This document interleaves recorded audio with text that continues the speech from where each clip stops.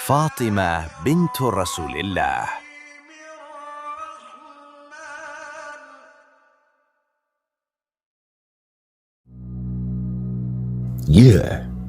የቀልብ ዶክተር ድምጽ ነው። አልሐምዱሊላህ። ታካሚዎቻችን የሚድኑ በእኛ ኃይል እንዳይመስሎት በአላህ ኃይል ብቻና ብቻ ነው።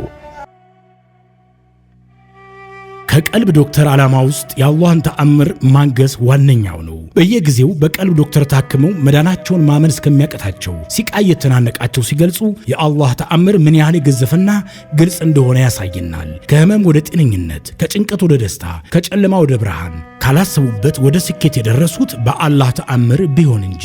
ልብ ለአላህ እጅ የሰጠና የተናነሰ ሲሆን ግልጽ ይሆናል። አላህም እንዲህ ይለናል፣ አላህን ትገነዘቡና በእርሱም ታምኑ ዘንድ በችሎታው ላይ ያስረጅ የሆኑ ግልጽ ተአምራቶችን ያሳያቸዋል። አልበቀራ። ኑ በአላህ ቃል የአላህን ተአምር እናግስ። ሕክምና ማግኘት ሲፈልጉ ይሄንን ሊንክ ይጫኑ።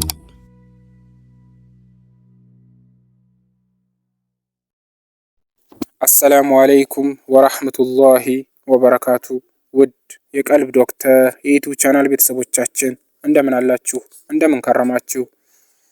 ዛሬ ደግሞ በአላህ ፍቃድ ከባለፈው ሳምንት የቀጠለው የታላቋን ፋጢማ ቢንቲ ሙሐመድ ረዲየላሁ አንሃን ታሪክ ይዘንላችሁ ቀረብን። ክፍል 3 ፋጢማ ቢንቲ ሙሐመድ። ፋጢማ በእህል ፈጭነት፣ አሊ ደግሞ በውሃ ቀጅነትና አመላላሽነት በመስራት ኑሯቸውን ይገፉ ነበር። አንድ ወቅት ለአሊይ እጆች እስከሚያብጡ ድረስ ፈጨሁ በማለት ድካሟን ብትገልጽለትም እርሱም ህመሙ በደረቴን እስከሚሰማኝ ድረስ ውሃ ቀዳሁ በማለት መለሰላት።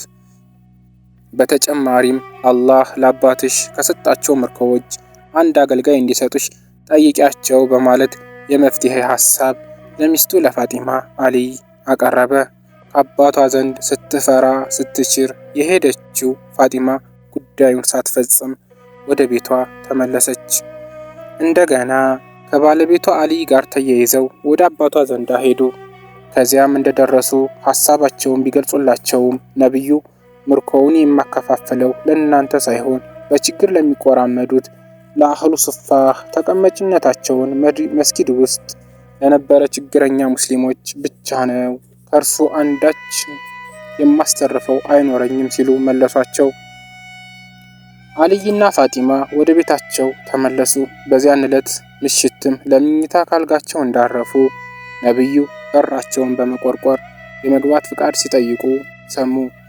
እንዲገቡ ከፈቀዱላቸው በኋላ ከምኝታቸው ለመነሳት ሲጣደፉ ነብዩ ባላችሁበት እርጉ በማለት ካጠገባቸውም ተቀመጡ።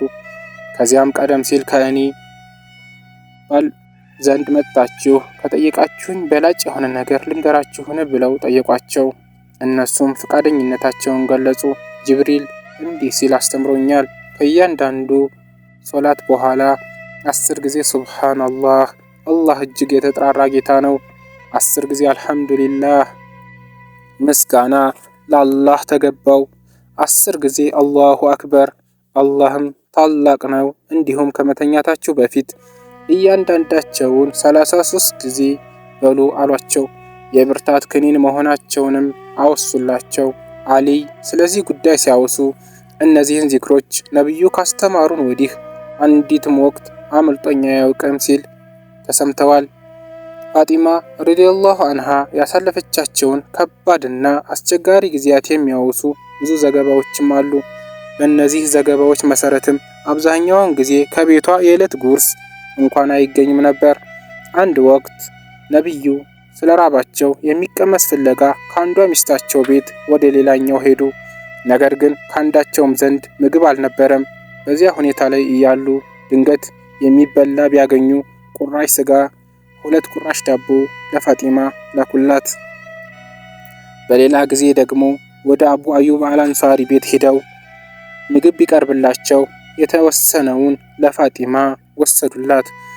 ፋጢማም በተራዋ ነብዩ ለረጅም ጊዜ እንዳልበሉ ካወቀች ያገኘችውን ምግብ ትወስድላቸዋለች።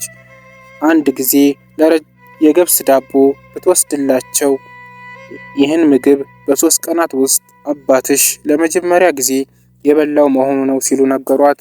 በሌላ ዘገባ በሚከተለው ሁኔታ ጥያቄ እንዳቀረበች ተነግሯል። እኔና አሊ ያለን አንድ ፍራሽ ነው። እሱም አንድ የፍየል ቆዳ ነው። ሌሊት እንተኛበታለን፣ ቀን ቀን ደግሞ የግመሉን ምግብ ለማስቀመጥ እንጠቀምበታለን። መልእክተኛው ለዚህ ሲመልሱ ፋጢማ ሆይ ትዕግስት ይኑርሽ። መልእክተኛው ሙሴ አለይሂ ሰላም ሚስቱን የነበራቸው አንድ ፍራሽ ብቻ ነበር። እሱም የሙሳ ካባ ነበር። አላህን ፍሪ፣ ተቅዋ ፍሪ፣ አላህ ይኑርሽ። አላህን መገዛትሽን ቀጥይ፣ የቤት ውስጥ ስራሽም ተከታታይ። ወደ እንቅልፍ ስትሄጂ 33 ጊዜ ሱብሃንአላህ፣ 33 ጊዜ አልሐምዱሊላህ፣ 33 ጊዜ አላሁ አክበር በይ። ይህንን በማለት ከአገልጋይ የበለጠ ሆኖ ታገኘዋለሽ አሏት። ፋጢማም አላህና መልእክተኛውን ሰለላሁ ዐለይሂ ወሰለም በሚደሰቱበት ደስተኛ ነኝ በማለት መለሰች። ተመልከቱ፣ የመልእክተኛው ተወዳጅ ልጅ ህይወት ይህንን ይመስላል። በዘመናችን በዝቅተኛ የኑሮ ደረጃ የሚገኙ ሴቶች እንኳ የቤት ውስጥ ስራን መከታተል ክብራቸውን ዝቅ ማድረግ ሆኖ ይሰማቸዋል። በማንኛውም ጉዳይ እገዛን ይሻሉ፣ በገላ መታጠቢያ ክፍል እንኳ ሳይቀር። ይህ ትልቅ ልዩነት ነው። በዚህ ሐዲስ የታዘዘው ዚክር ከእንቅልፍ በፊት ነው። በሌላ ሐዲስ መልእክተኛው ሰለላሁ ዐለይሂ ወሰለም ፋጢማን ረዲየላሁ አንሁ ከእያንዳንዷ ሶላት በኋላ 33 ጊዜ ሱብሃንአላህ፣ 33 ጊዜ አልሐምዱሊላህ፣ 33 ጊዜ አላሁ አክበር እና አንድ ጊዜ ላኢላሃ ኢላላህ ወህደሁ ላ ሸሪከ ለሁ ለሁል ሙልኩ ወለሁል ሐምዱ ወሁወ ዐላ ኩሊ ሸይን ቀዲር የሚለውን እንድትል መምከራቸው ተዘግቧል። በአንድ ወቅት ነቢዩ ከመዲና ውጭ ከሄዱበት ጉዟቸው እንደተመለሱ ዘወትር እንደሚያደርጉት በቀጥታ ወደ መስጊድ ሄዱ። በዚያም 2 ረካ ከሰገዱ በኋላ ወደ ሚስታቸው ከመሄዳቸው በፊት እንደ ልማዳቸው ወደ ፋጢማ ቤት ሄዱ። ፋጢማ በደስታ ተቀበለቻቸው። ፊታቸውን፣ ጉንጮቻቸውንና አይኖቻቸውን በመሳም ልቅሷን ለቀቀችው። ነቢዩም ምን አስለቀሰሽ ሲሉ ጠየቋት። እርሷም የአላህ መልእክተኛ ሆይ፣ አባቴ ሆይ፣ ፊትህ ገርጥቶ ልብስህ አልቆ ስላየሁ ነው በማለት መለሰችላቸው። እርሳቸውም በተለሳለሰ ሁኔታ ፋጢማዬ አታልቅሽ፣ በከተማም በገጠርም ወይም በበረሃ ድንኳን ያለ ማንኛውንም የዚህ ምድር ነዋሪ ሰው ህይወት ላይ ተጽዕኖ የሚኖረው ዓላማ የሚያራምድ አባትሽ በአላህ ሱብሃነሁ ወተዓላ ከፍተኛ ደረጃ የተሰጠው መሆኑን በመሆኑ አታልቅሽ አሏት። ፋጢማ ምንም እንኳ በጋብቻ ምክንያት ከአባቷ ብትለይም የኋላ ኋላ መኖሪያ ቤቷን ከቤታቸው አጠገብ ቀለሰች። ቦታውንም በስጦታ መልክ ያገኘችው ነቢዩ ጎረቤታቸው ብትሆን እጅግ እንደሚደሰቱ ያውቅ ከነበረ አንሷሪ የመዲና ሰው ነበር። ወደ አባቷ ዘንድ በጉርብትና ከተመለሰችም በኋላ እንደ ወትሯቸው ሁሉ ደስታቸውን፣ ሐዘንና ችግራቸውን በመጋራት አብረው ኖሩ። በሁለተኛው ዓመተ ሂጅራ አጋማሽ ላይ እህቷ ሩቅያ በኩፍኝ በሽታ ምክንያት ኃይለኛ ትኩሳት ያዛት። በሽታው የጀመራት የበድር ዘመቻ በተቃረበበት ወቅት ሲሆን እጅግ ጠንቶባት ስለነበረ ባለቤቷ ኡስማን እርሷን ለማስታመም ሲሉ በዘመቻው ላይ ሳይሳተፉ ቀርተዋል። ሩቅያ አባቷ ከበድር ዘመቻ ከመመለሳቸው በፊት ህይወቷ አለፈ። በእርሷ ሞት ምክንያት እህቷ ፋጡማ በጣም አዘነች። ነቢዩ ወደ መዲና እንደተመለሱ የመጀመሪያ ተግባራቸው የልጃቸውን ቀብር መጎብኘት ነበር። ወደ መካነ መቃብሩም ፋጡማ ተከትላቸው ሄደች። ከዚያም እንደደረሱና ከቀብሩ ጫፍ ላይ አረፍ እንዳሉ ፋጢማ ረዲየላሁ አንሃ እንባዋን አዘነበችው። እርሳቸውም እንድትጽናና ለማድረግ እንባዋን በልብሳቸው አደራረቁላት።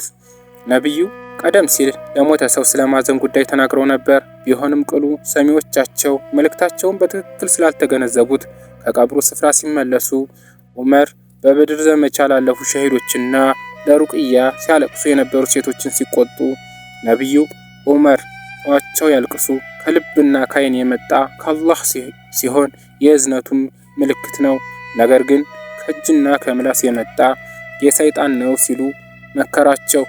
ዑስማን ረዲየላሁ አንሁ ምንም እንኳን ባልተቤታቸው በሞት ብትለያቸውም የኋላ ኋላ እህቷን እሙ ኩልሱምን አግብተዋል።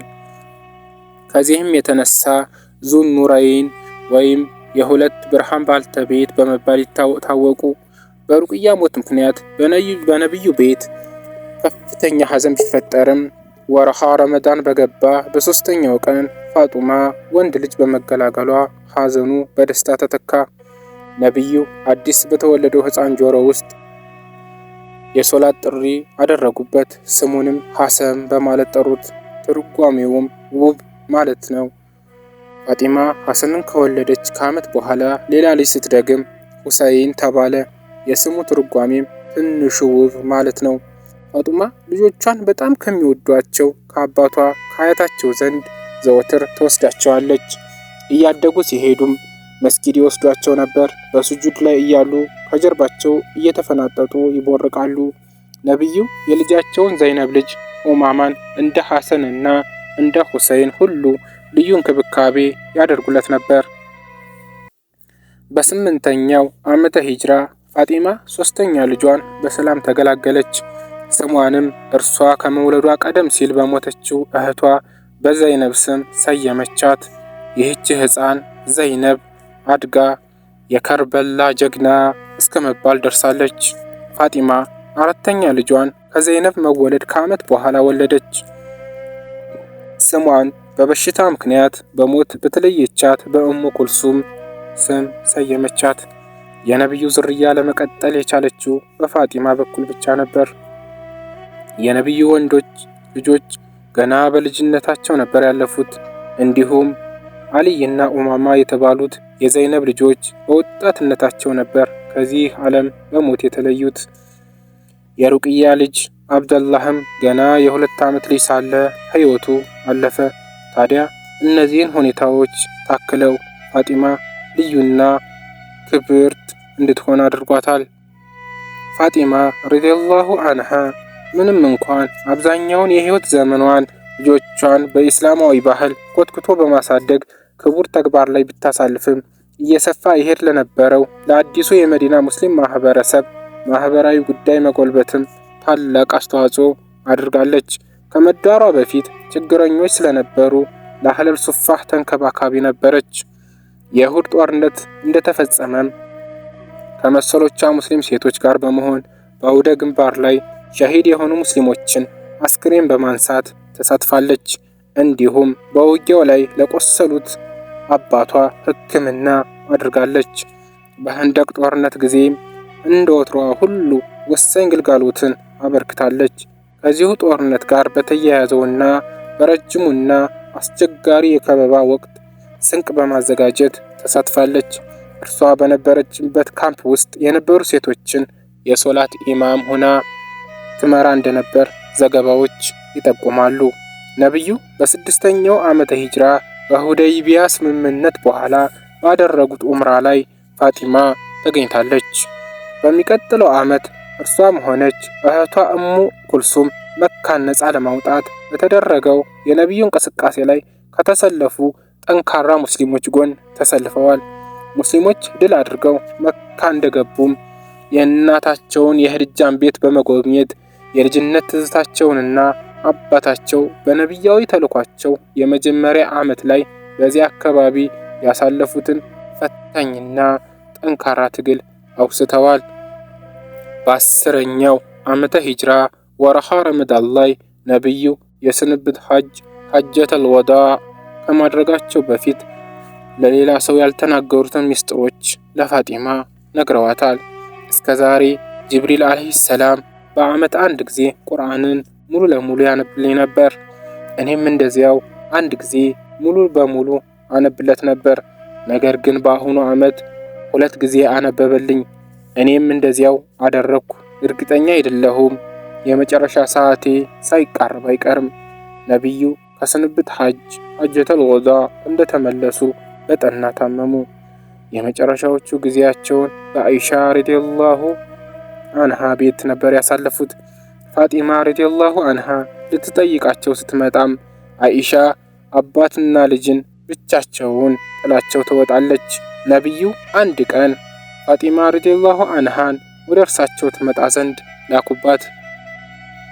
እንደመጣችም ጉንጯን ሳሟትና በጆሮዋ አንሾካሾኩላት። ብዙም ሳትቆይ አለቀሰች። እንደገናም በጆሮዋ አንሾካሾኩላት። ማንባቷን አቁማ ሳቀች። አይሻም ሁኔታውን አይታ ስለ ጉዳዩ እንዲህ በማለት ጠየቀቻት። አንድ ጊዜ አለቀሽ፣ እንደገናም ሳቅሽ። ለመሆኑ ነብዩ ነገሩሽ? የነገሩሽ ነገር ፋጢማ ምንድን ነው አለቻት። እርሷም እንዲህ ስትል መለሰች። በመጀመሪያ ከጥቂት ቆይታ በኋላ ከጌታቸው ጋር እንደሚገናኙ ነገሩኝ። አለቀስኩ። ከዚያ በኋላ አታልቅሺ፣ ከእኔ ቤተሰብ ውስጥ ከእኔ ጋር በመጀመሪያ የምትገናኘው አንቺ ነሽ በማለት ሲያበስሩኝ ደግሞ በደስታ ፈነደቁ በማለት መለሰች። ወቅቱ ጧት ነበር። ወሩ ረመዳን የመጀመሪያዎቹ ቀናት ውስጥ ነው። ክቡር የፋጢማ አባት ካረፉ 5 ወራት ተቆጥረዋል። ከእንቅልፏ ስትነቃ ባልተለመደ ሁኔታ ተደስታና ፊቷ በፈገግታ ተሞልቶ ታየች። የቅርብ ባለሟላ የነበረችው ሰልማ ቢንቲ ኡመይስ በዚያ ቀን ከቀትር በኋላ በመጥራት ውሃ እንድታመጣላት አደረገች። ገላዋን ታጠበች፣ አዳዲስ ልብሶችን ለበሰች፣ ሽቶ ተቀባች። ከዚያም ሰልማ አልጋዋን ደጅ እንድታወጣላት ጠየቀቻት። አወጣችላት። ፊቷን ወደ ሰማይ አርቃ እያስተዋሉ ባለቤቷ አልይን እንዲጠሯላት ጠየቀች። አልይ ተጠርቶ መጣ። ደጅ ላይ ተንጋላ ሲያያት ደነገጠ። ምን ችግር እንዳጋጠማት ጠየቃት። ፈገግም በማለት ዛሬ ካላህ መልክተኛ ጋር ቀጠሮ አለኝ አለችው። አልይም አነባ። እርሷም ልታጽናናው ሞከረች። የልጆቿን የሐሰንና የሁሰይንን ነገር አደራ አለችው። የቀብር ስነስርዓትን ካለምንም ግርግር ካለምንም ግርግር እንዲያስፈጽምላት መከረችው። ዳግም ወደ ሰማይ ተመለከተች። አይኖቿ ተከደኑ። ነፍሷ ወደ ኃያሉ ጌታ ተከተተች። ያቺ ፋጢማ፣ ያቺ ጽጌረዳ ገና የ29 ዓመት ወጣት ነበረች። አላህ መልካም ስራዋን ይውደድላት። ውድና የተከበራችሁ የቀልብ ዶክተር የዩቲዩብ ቻናል ቤተሰቦቻችን የዛሬው ታሪካችን ይህንን ይመስል ነበር። በቀጣይ ሳምንት በሌላ ታሪክ እስከምንገናኝ ወሰላሙ አለይኩም ወራህመቱላሂ ወበረካቱ። እንኳን ወደ ትክክለኛው የአፍያ መንደር በሰላም መጡ። የቀልብ ዶክተር በሲህር በጅን በአይንናስ እንዲሁም የስነ ልቦና ጫና የደረሰባቸው የሰው ዘር ፍጥረታት በሙሉ ታክሞ የሚድኑበት ነው። ሕክምናው በቁርአን፣ ሕክምናው በአስካሮች፣ ሕክምናው በዱዓዎች በሰደቃ የሚካሄድ ሲሆን ነቢያዊ ሱናን በተመረኮዙ እጅግ ጥበብና እውቀትን ባካበቱ የሩቃ ዶክተሮች ይታከማሉ። እወቁ፣ ሕክምናው ሸሪዓዊ ብቻ ነው። አያምልጦት፣ እድሉን ይጠቀሙ። ባሉበት ሆነው ራስዎን ያክሙ። ሕክምና ማግኘት ሲፈልጉ ተከታዩን ሊንክ ይጫኑ።